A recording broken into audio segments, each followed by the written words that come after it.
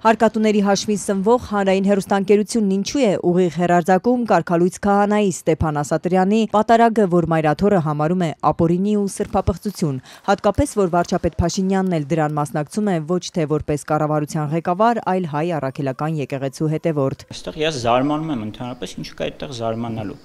Այսինքն եթե իրադարձությունը լինում եւ լրատվամիջոցը լուսաբանում է եւ այս դեպքում հանրային հեռուստաընկերությունն է լուսաբանում, ինչ կա այդտեղ զարմանալու։ Հանրային հեռուստաընկերության գործադիր տնօրենը հարցով արձագանքեց լրագրողներին, իսկ ինչու պետք է բոլորը լուսաբանեն, հանրայինը ոչ, իսկ ինչու նույն սկզբունքով չի աշխատում հանրայինը Փաշինյանի թիրախում հայտնված մայրաթորի միջոցառումների դեպքում։ Անցած կիրակի, երբ հանրայինը վարչապետի մասնակցությամբ կարգալույց քահանայի պատարագներ ուղիղ հեռարձակում, մայրաթորում կաթողիկոսի գահակալության 26-րդ տարեդարձի առթիվ Սուրբ Պատարագ էր ու եկեղեցական կարևոր միջոցառում, այնտեղ հավատացյալներ կային, որ հանրայինի հարկատուներն են, ինչպես էին որոշել, որ Փաշինյանին նվիրված պատարագը ուղիղ հետևելու հանրային մեծ պահանջ կա, իսկ մայրաթորինը ոչ։ Դիմում են եւ դա ըստ այդմ նաեւ դիտարկվում, այս դեպքում ոչ մի դիմում չի եղել։ Եթե մայրաթորից դիմեն կլուսաբանեն, մեր այս հարցին Հովհաննես Մովսիսյանը այդպես էլ ուղիղ չպատասխանեց։ Եթե չեմ կարող պատասխանել այդ հարցին։ Հովհաննես Մովսիսյանը խորհրդարանում պնդում էր, թե հանրայինը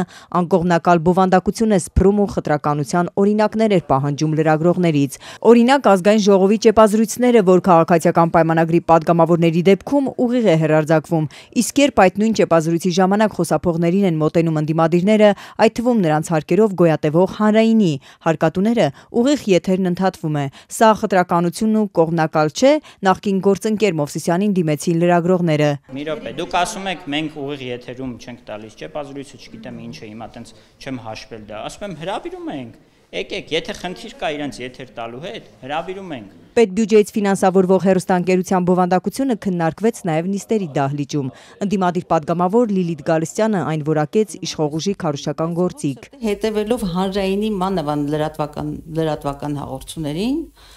բոլորովին այլ պատկեր ենք ստանում եւ իմ խորը համոզումով շատ վաղուց արդեն հանրայինի լրատվականը վերածվել է իշխող քաղաքական ուժի ռոպագանդիստական գործիքի։ Հանրային հեռուստաընկերության բովանդակության անաչառության վերաբերյալ կասկածներ ու հարցեր չունեին իշխանական падգամավորները, որ մայրաթորի հեռուստաընկերությանը շողակաթին զրկեցին հանրային հեռարձակման հնարավորությունից։ ՔՊԱ-ները օրենքն ընդունեցին եկեղեցու դեմ Փաշինյանի արշավին զուգահեռ։ Ոչ միայն ես, նաև մեր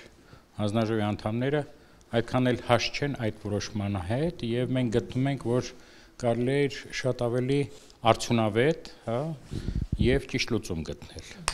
Սակայն ես մի ուրիշ բան ասեմ, տեսեք, մենք շատ ժամանակ մոռանում ենք, որ 2020 թվականի նոր օրենքի համաձայն շողակաթը ոչ թե հոգևոր մշակութային հեռուստա ծրագիր էր,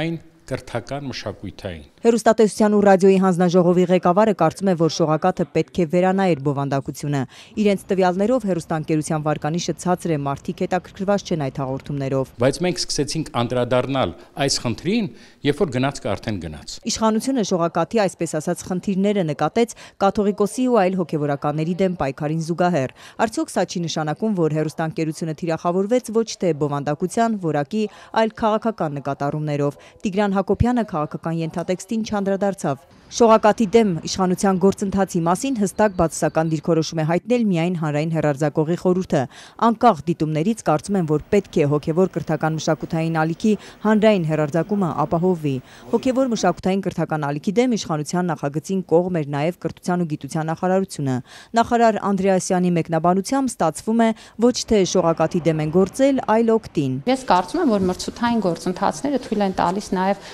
նոր ու թարմ գաղափարներ բերել։